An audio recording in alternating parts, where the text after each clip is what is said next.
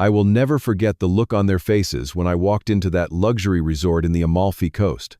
It was supposed to be our 5-year anniversary trip, a celebration of our marriage. Instead, I discovered my own wife, Lisa, had not even booked a room for me. As I stood there at the reception desk, confused and embarrassed, her friend Jessica smirked and said those words that still ring in my ears. "We reserved rooms only for the elites. We are the only important people here." I felt a strange calm wash over me as I simply replied, "Then I will leave," and walked out the door. Before I tell you what happened next, drop a comment where you are watching from, and hit that like button if you have ever felt disrespected by someone who was supposed to love you. Stick around to see the incredible twist that changed everything in ways none of us could have imagined. Lisa and I met 7 years ago at a small coffee shop in downtown Chicago. It was one of those chance encounters you see in movies but never expect to happen in real life. I had spilled coffee on my architectural drawings, and she offered me napkins and sympathy. I was a mid-level architect from a modest family in Nebraska, and she was a rising star in finance born to old money from New York. Despite our different backgrounds, we connected immediately over shared interests in travel, art, and our dreams for the future. "I like that you see the world differently," she told me on our 3rd date. "Everyone in my circle thinks the same way. You challenge me to think beyond my bubble." Those first 2 years were magical. We would spend weekends exploring Chicago's architecture, take impromptu road trips to neighboring states, and stay up late discussing everything from philosophy to science fiction. When I proposed after 2 years of dating, she cried tears of joy and immediately said yes.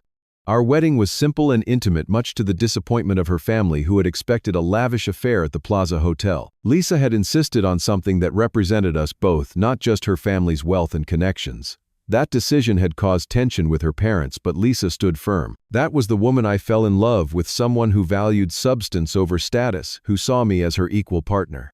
The changes began gradually about 2 years ago, when Lisa received a significant promotion at her financial firm. Suddenly, she was working with ultra-wealthy clients and socializing with a different crowd. She began spending time with a new group of friends: Jessica, the daughter of a hotel magnate; Mark, a hedge fund manager; Sophia, an heiress to a tech fortune; and Thomas, a real estate developer who was always closing multi-million-dollar deals. At first, I tried to fit in. I would join them for dinners at restaurants where the menu had no prices, engage in conversations about vacation properties and investment portfolios I could never afford. But the more time Lisa spent with them, the more she began to change, and the more I felt like an outsider in my own marriage. "Basil, you cannot wear those shoes to dinner at Le Cirque," she would say, looking at my perfectly decent dress shoes with disdain. "And please do not mention that we watch network television. Talk about that documentary on financial markets I told you about instead." Soon, these coaching sessions became more frequent and more critical. She complained about my modest income compared to her friends' husbands. She suggested I change my career path to something more lucrative. When I talked about my passion projects in sustainable housing, she would cut me off if her friends were around. "No one cares about affordable housing, Basil," she once said in front of everyone at a dinner party. "Thomas just closed a $50 million deal on luxury condos. That is what real architects should aim for." The worst part was not the comparisons or criticisms, but watching the woman I loved transform into someone I barely recognized. The Lisa, who had once loved me for my different perspective, now seemed embarrassed by it. The woman who had chosen a simple wedding now flaunted designer clothes and luxury brands at every opportunity. Social events became increasingly uncomfortable. Her friends would talk over me, exchange knowing glances when I spoke, or simply ignore my presence altogether. Jessica was the worst, always making subtle digs about my background or career. "Oh, Basil, you would not understand the importance of having the right connections," she would say with a patronizing smile. Some of us were simply born into the right circles. Through it all, Lisa never defended me. Sometimes she would squeeze my hand under the table, a silent plea for patience, but she never once stood up to her friends when they belittled me. It was as if she was caught between two worlds and was terrified of losing her newfound status. Despite these problems, I still loved my wife and wanted to save our marriage. That is why I suggested a special trip for our 5th anniversary, hoping that time alone together might help us reconnect and remember what had brought us together in the first place. "Let us go somewhere quiet," I suggested. "Maybe rent a cabin in the mountains or a beach house, just the two of us." Lisa had other ideas. "Why not join the group trip to Italy? Jessica has connections to an exclusive resort on the Amalfi Coast. It would be amazing." I tried to explain that I wanted time alone with her, but she insisted this was a once-in-a-lifetime opportunity. What she did not mention was that the trip would cost nearly all of my savings. Not wanting to disappoint her, I took on freelance projects on weekends and evenings to afford my share, hoping the beautiful setting might reignite what we had lost.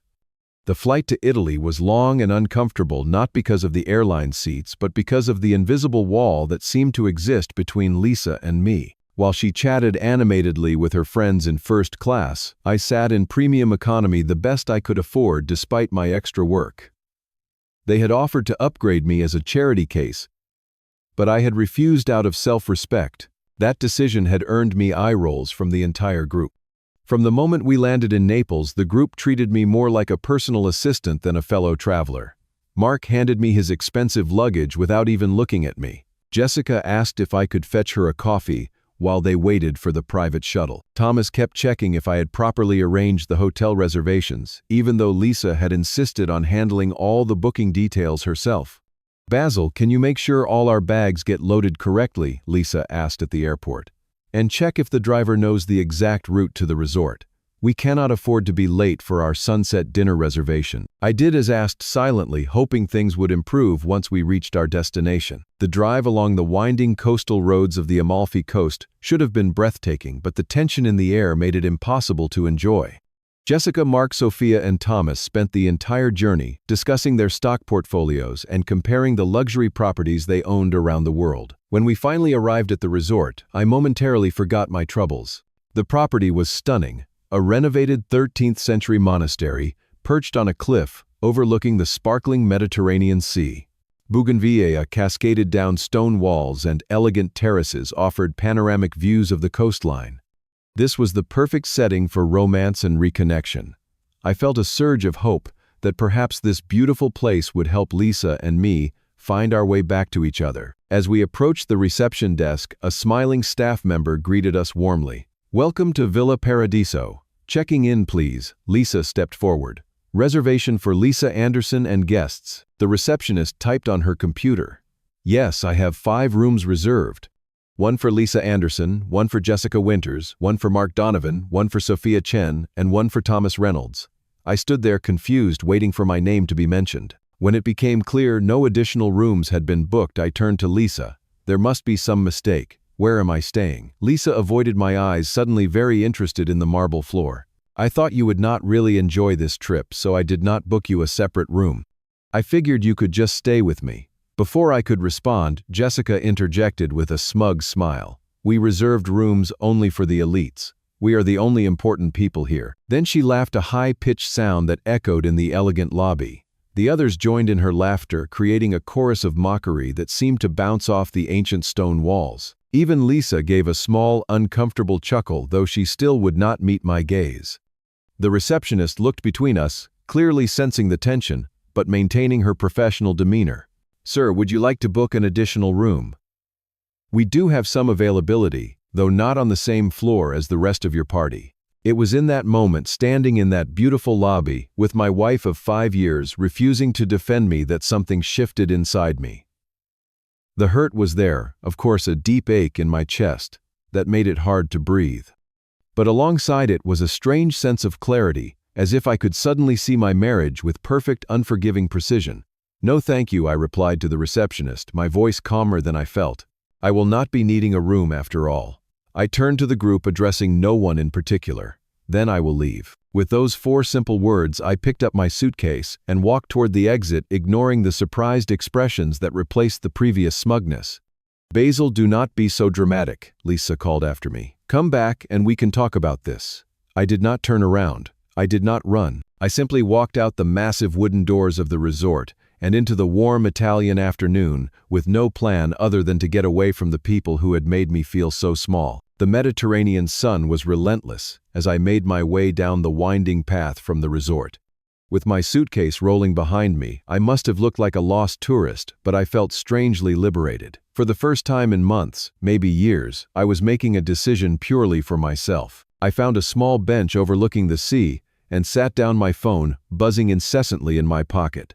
15 missed calls already, most from Lisa but a few from her friends as well. I silenced it without reading the messages. Whatever they had to say could wait until I figured out my next steps. The coastline stretched before me, a masterpiece of natural beauty and human ingenuity. Colorful buildings clung to impossible cliffs, defying gravity and common sense. As an architect, I could appreciate the determination it took to build in such a challenging location. Perhaps I needed some of that same stubborn resolve now. After about an hour of walking along the coastal road, I came across a small village that was nothing like the exclusive resort we had just left. Here laundry hung from balconies, local men played cards outside a modest cafe, and tourists mingled with residents without the barrier of excessive luxury. I entered a small coffee shop named Cafe Antonio and was greeted by a barrel-chested man with a magnificent mustache. "Buongiorno, friend. You look like you could use an espresso. Or perhaps something stronger," he asked in heavily accented English. "Just coffee, thank you," I replied, dropping my suitcase beside a small table.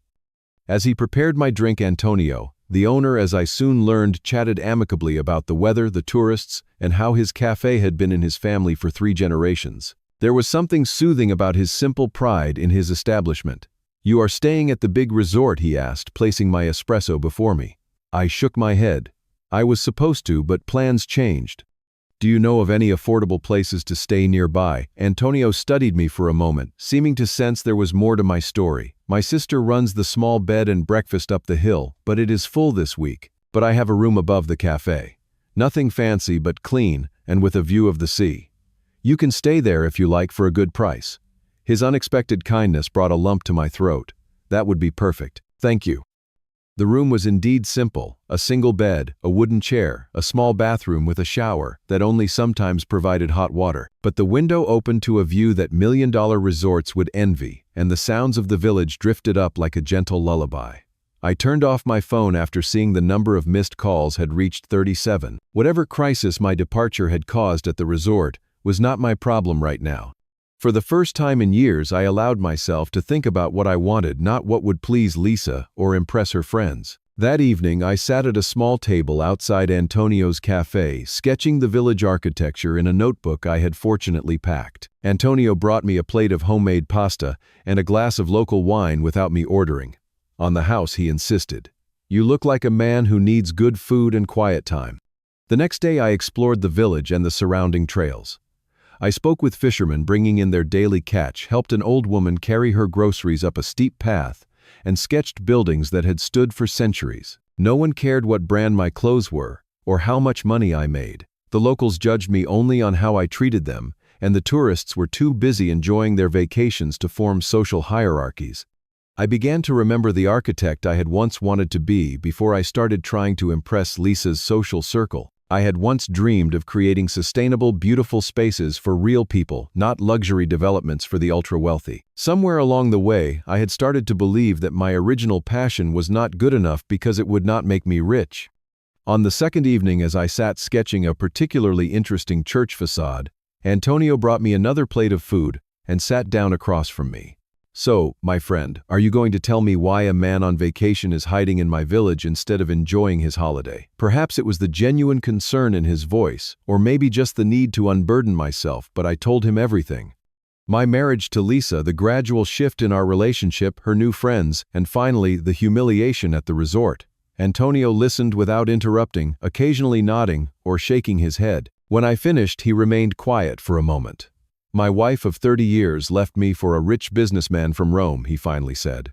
"I thought my world had ended. But you know what I learned? A person who only values you when you meet certain conditions does not really value you at all." His words hit me with the force of truth. Had Lisa ever truly valued me for myself, or had she always seen me as a project, someone to be improved and shaped into her ideal? After 48 hours of silence, I finally turned my phone back on. The screen lit up with notifications, 78 missed calls, and 42 text messages. Most were from Lisa, growing increasingly frantic. The friends had called too, their messages oscillating between anger at my childish behavior and awkward attempts at reconciliation. I was about to turn the phone off again when the final message caught my eye. It was from Jessica, sent just 20 minutes ago. "We are at the hospital.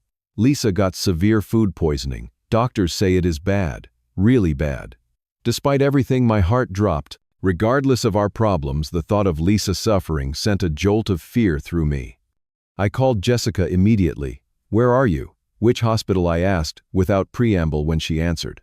"Hospital Santa Maria in the next town over," she replied, her voice lacking its usual condescension. "Basil, it is not just Lisa. We all got sick. The doctors are saying something about shellfish toxins from the dinner last night." "I will be right there," I said, already gathering my things. Antonio, seeing my distress, offered to drive me to the hospital. As we sped along the coastal road, I tried to make sense of my conflicting emotions.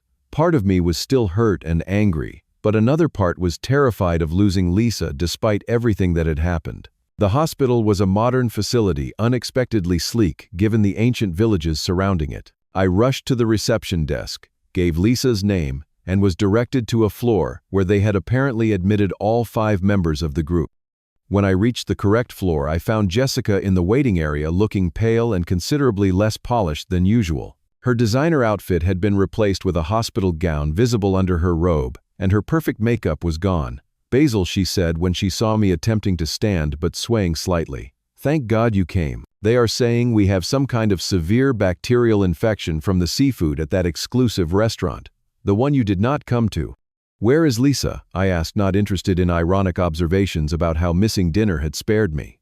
"Room 302. She is the worst of all of us. They have her on IVs and are monitoring her closely. Mark and Thomas are in rooms too, and I was admitted but insisted on waiting out here for you.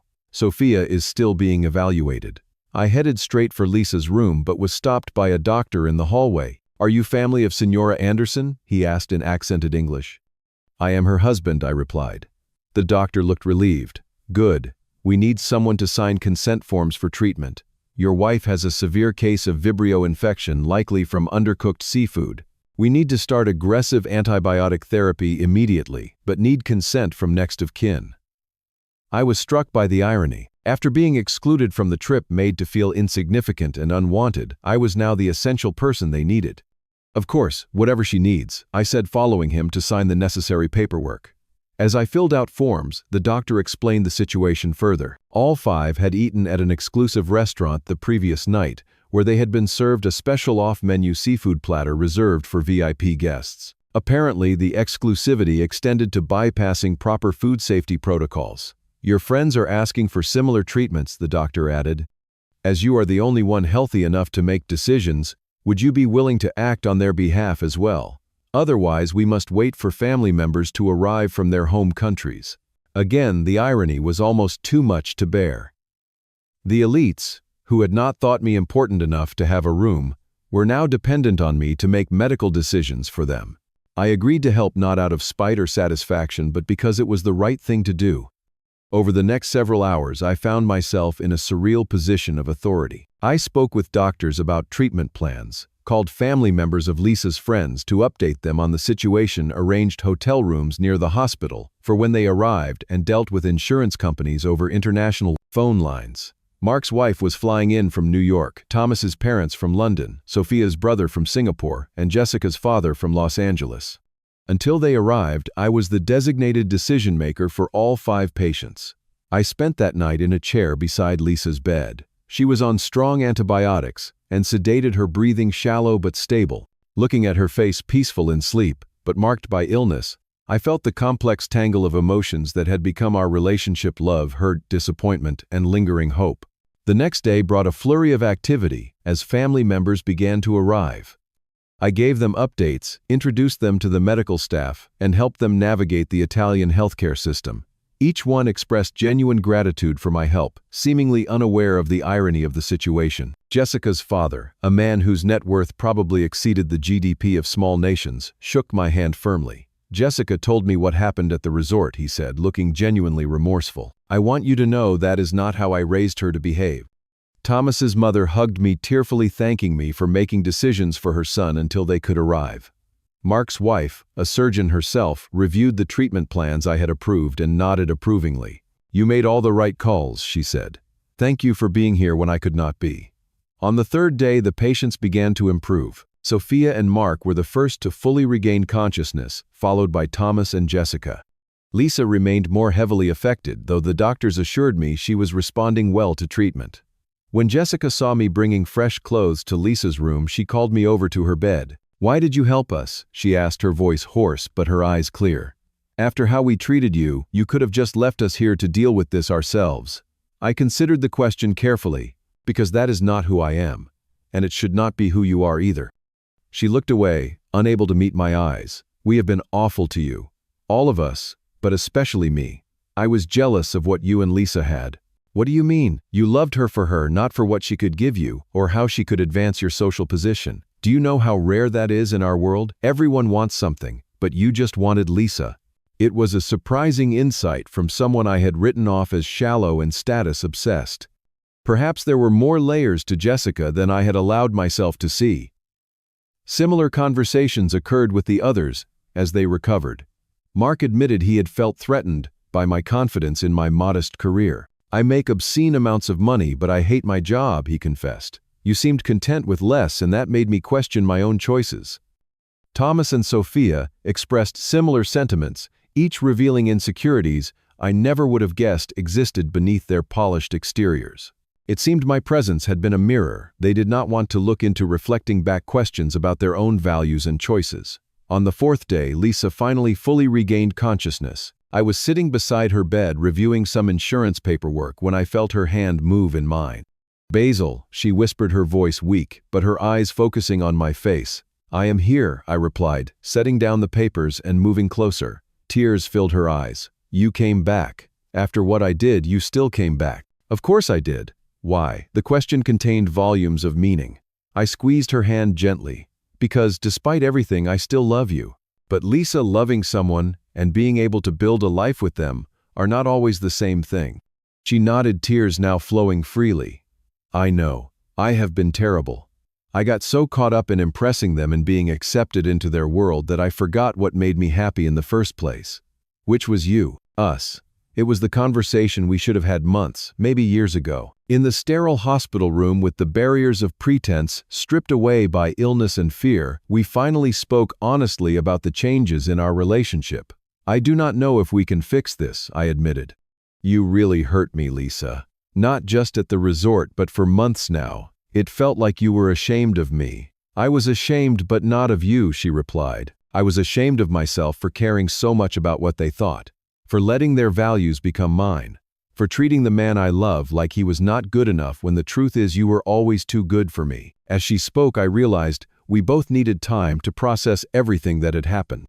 The crisis had forced a confrontation with our issues, but real healing would take more than one honest conversation. "I think when you are better, we both need some time to think about what we want," I said gently. "I am going to head back to the States in a few days. You should finish your recovery here with your friends. We can talk more when you get home." Lisa nodded, though fresh tears spilled down her cheeks. "I understand. But Basil, I want you to know I am going to fight for us. If you will give me the chance, I want to be the person you fell in love with again." As I left the hospital that day, I felt neither triumphant nor defeated. Instead, I felt something I had not experienced in a long time: hope. Not naive hope that everything would magically be fixed, but the mature hope that comes from facing difficult truths and choosing to move forward anyway. I returned to Chicago alone, giving Lisa the space to recover both physically and emotionally. The first week back, I found a therapist who specialized in relationship issues and began the process of understanding my own role in our troubled marriage. While Lisa's behavior had been hurtful, I had to acknowledge that I had allowed it to continue, rarely standing up for myself or clearly communicating my feelings until the breaking point at the resort. Work provided a welcome distraction. I threw myself into a project designing affordable, sustainable housing for a nonprofit organization, reconnecting with the architectural values that had inspired me before I started measuring my worth against Lisa's wealthy friends. 1 month after the Italy incident, Lisa returned home. She called before coming to the apartment, respecting the boundaries I had established. When I opened the door, I barely recognized her. Gone were the designer clothes and perfect makeup. Her hair was pulled back in a simple ponytail, and she wore jeans and a sweater I had given her years ago. "I have ended my friendships with Jessica, Mark, Thomas, and Sophia," she said, after we had settled in the living room with cups of tea. "Not because of what happened in Italy, but because I realized they were bringing out the worst in me, making me value things that do not actually matter." She told me about her recovery in Italy, how the experience of being seriously ill had forced her to confront her own mortality and priorities. When you think you might die, you do not care about stock portfolios or designer labels. You think about the people you love and the legacy you want to leave. Lisa had used her remaining time in Italy to reconnect with values she had abandoned. She had spent time with Antonio at his cafe, learning the satisfaction of simple work done well. She had visited local artisans and architects, reminding herself of her own passion for design before it became entangled with status. "I would like us to try counseling," she suggested. "I know I have broken your trust, and I know it will take time to rebuild it if that is even possible. But I want to try if you do." The easy thing would have been to say yes immediately to fall back into our marriage without addressing the fundamental issues. But I had learned the importance of honesty even when it was difficult. "I am willing to try counseling," I said carefully, "but I need you to understand that I cannot promise the outcome. What I can promise is that I will be honest about my feelings and needs, and I expect the same from you." Lisa nodded, wiping away tears. "That is all I can ask for." We began marriage counseling the following week. The sessions were often painful, bringing to light patterns and problems we had both contributed to over the years. I learned that Lisa had felt pressure from her family her entire life to maintain certain social standards, and that her recent behavior was partly a response to criticism from her parents about marrying down. She learned how her actions had gradually eroded my self-confidence and made me question my worth, not just as a husband, but as a person. We both acknowledged the communication breakdown that had allowed these issues to fester until they nearly destroyed our marriage. It has been 6 months since that fateful trip to Italy. Our marriage is still a work in progress, but we are building something new on a foundation of mutual respect and honest communication. Lisa has changed jobs, moving from high-pressure finance to working with an architectural preservation society, a role that combines her financial expertise with my passion for meaningful design. I have continued my work with the nonprofit while also starting a small consulting business focused on sustainable architecture. We recently received a package from Italy.